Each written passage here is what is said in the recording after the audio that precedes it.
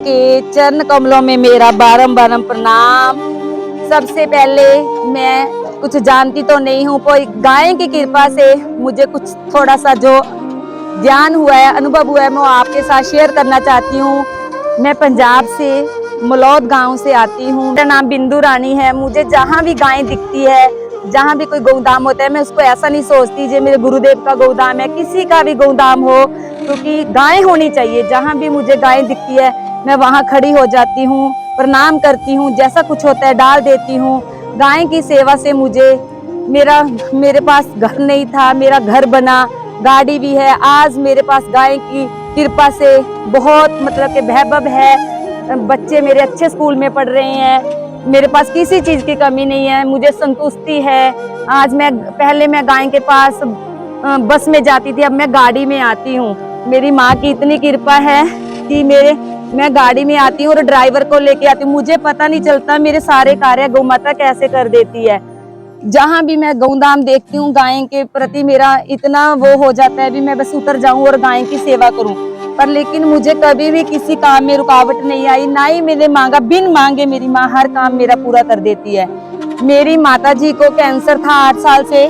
मैं यहाँ पे इस धाम में आती हूँ, दूध लेके जाती हूँ, दही, उसका पंचगव्य बनाकर मैंने अपनी माँ को एक महीना 6 महीने के बाद पिलाया। लेकिन मैंने एक भी पैसा किसी भी डॉक्टर को नहीं दिया। इस धाम से दूध लेके गई, दही लेके गई, उसका पंचगव्य अपनी माँ को पिलाया। 8 साल मेरी माँ ने उस कैंसर की कोई दवाई नहीं खाई, पंचगव्य से वो ठीक रहे। माता की इतनी कृपा है, एक भी रुपया हमने किसी दवाई पे नहीं लगाया, हमने पंचगव्य पिलाया है गाय का। तो हमारी माँ का कैंसर ऐसे ठीक हो गया था। जब हम 1-2 बार डॉक्टर के पास लेके गए, उन्होंने बोला इनका ऑपरेशन कराया है, क्योंकि उससे उनके अंदर की जो गांठ जी को पंचगव्य से कैंसर जैसी जो हड्डी में बीमारी चली जाती है, उसका समाधान जहाँ से दूध दही ले जाने से, पंचगव्य पिलाने से वो ठीक हो गए। इसीलिए सभी हिंदू सनातनियों को यही प्रार्थना करती हूँ कि गाय माता की सेवा करें, गाय के दूध का इस्तेमाल करें, गाय माता के गोबर का इस्तेमाल करें, गाय की सेवा करें। गौ माता हमारी माँ है, उसको पशु का दर्जा मिला हुआ है। उससे हटाकर 20 नवंबर 2023 को दिल्ली में जो हम गौ भक्त इकट्ठे होने जा रहे हैं, वहां सब पधारे माँ का दर्जा दिलाने के लिए, ओमकार भरें। माँ गौ माता, राष्ट्र माता माँ। क्योंकि गाय के जो द्रव्य हैं, दूध दही गौमूत्र घी, ये औषधि भी हैं और ब्रह्म ज्ञान भी कराने वाले हैं। इसीलिए हमें ज्यादा से ज्यादा गाय माता की सेवा करनी चाहिए। गाय को जब हम पशु मानेंगे तो हमें इसका वैभव नहीं देख पाएंगे। गाय माता हमारी माँ है, अगर पशु बोलेंगे तो इसका अपमान होगा। इसीलिए हमें माँ समझकर इसकी सेवा करनी है। सेवा हाथों से भी हो सकती है, शरीर से, तन से भी, मन से भी, धन से भी, जैसी आपकी समर्थ है। धन की है तो धन से खूब सेवा करिए, मन है तो मन से कीजिए, तन है तो तन से सेवा कीजिए। सेवा का मेवा ही मिलता है। फिर ये तो भगवान की भगवान है, जिसके पीछे भगवान नंगे पांव चले थे। गाय चराई भगवान ने नंगे पांव, हम तो चप्पल डाल के भी नहीं चरा रहे, तो भगवान ने तो नंगे पांव अपनी गैया को चराया। जो कृष्ण भगवान को प्रसन्न करना चाहता है, उनके दर्शन करने, वो गाय की सेवा करे। गाय की सेवा गोविंद की सेवा है। माँ गौ माता, राष्ट्र माता। जहाँ भी आपको गाय मिले वहाँ गाय की सेवा कीजिए, बिना किसी स्वार्थ के, बिना किसी मान के, बिना किसी सम्मान के। आज लोग हनुमान जी को तो मानते हैं, लेकिन हनुमान जी की चाल नहीं चलते। उनको तो सम्मान की कोई इच्छा ही नहीं थी। वो तो काम करते थे, राम का काम करते थे। उन्होंने विभीषण को भी तो यही बोला, भी आपने राम राम लिखा है, राम का काम नहीं किया है। राम का काम क्या है? जो धरती से सीता प्रकट हुई है, वो तो रावण के उसमें खड़ी है, उसको छुड़ाने का काम कीजिए विभीषण जी, तो आपको राम के दर्शन हो जाएंगे। तो विभीषण जी ने हनुमान जी की बात मान के अपने भैया के पास गए, तो भैया से बोला भी सीता माता को छोड़ दे। भैया ने लात मारी, तो लात मारी, कहाँ पहुंच गए? राम के पास। किसके दर्शन हो गए?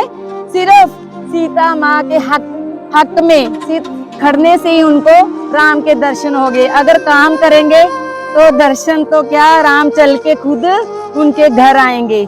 इसीलिए जिसको भी गोविंद के दर्शन करने हैं, गाय सेवा कीजिए, गाय सेवा कीजिए, गाय सेवा कीजिए। गाय सेवा ही कृष्ण सेवा है, गाय सेवा ही कृष्ण सेवा है। गौ माता की रज में वो ताकत है जो भाग्य का भी मिटा सकती है, लिखे हुए बुरे भाग्य को मिटा सकती है और अच्छे भाग्य को लिख सकती है। गाय माँ वो माँ है, गाय माँ भगवान की भगवान है, मरे हुए को भी जिंदा करने की माँ में शक्ति है। 4 चीजों की हमें जीवन में जरूरत होती है, अर्थ, कामना, धर्म, मोक्ष। चारों चीजों गाय के चरणों में है। लक्ष्मी जी तो गाय के गोबर में है, गंगा जी गौमूत्र में है, गौ माता चारों धाम गौ माँ के चरणों में है। चारों धाम, 4 चरण, चारों धाम, कामना का चरण, धर्म का चरण, मोक्ष का चरण, मुक्ति का चरण। मुक्ति के लिए हम 20-20 साल तपस्या कर ले तो भी कोई प्रमाण नहीं है हमें मुक्ति मिलेगी या नहीं मिलेगी, कोई मोहर नहीं। अगर हम गाय की सेवा करेंगे भाव से, मन से, माँ समझकर करेंगे, बछड़ा बनेंगे तो मोहर है पक्की, हमें मुक्ति ही मिलेगी, मुक्ति ही मिलेगी। गौ माता की सेवा से हमें मुक्ति भी मिलेगी। और हम अगर तपस्या भी करेंगे तो कोई जरूरी नहीं है हमें मुक्ति मिलेगी। जैसे हम डॉक्टर बनने के लिए पढ़ाई करते हैं, कोई जरूरी नहीं है हम डॉक्टर बनेंगे, बन भी सकते नहीं भी। इसी तरह हम तपस्या करेंगे, कोई जरूरी नहीं है हमें मुक्ति मिलेगी, लेकिन ये पक्का है जब गाय की सेवा करेंगे तो मुक्ति मिलेगी।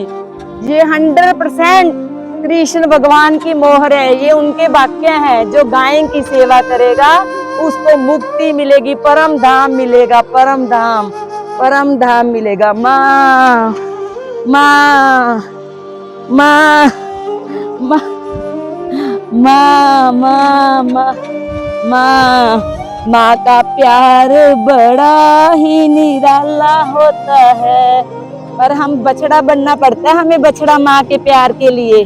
माँ का प्यार जब एक बार मिल जाता है ना उस रस में, उस रस जैसा संसार की कोई भी चीज का उसका रस नहीं निकलता जैसा माँ के प्रेम में रस होता है।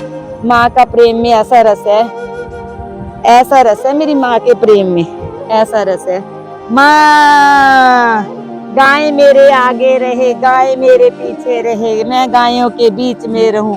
बंसरी वाला कहता है मैं हमेशा गायों के बीच में रहता हूँ, गायों के बीच में रहता हूँ। माँ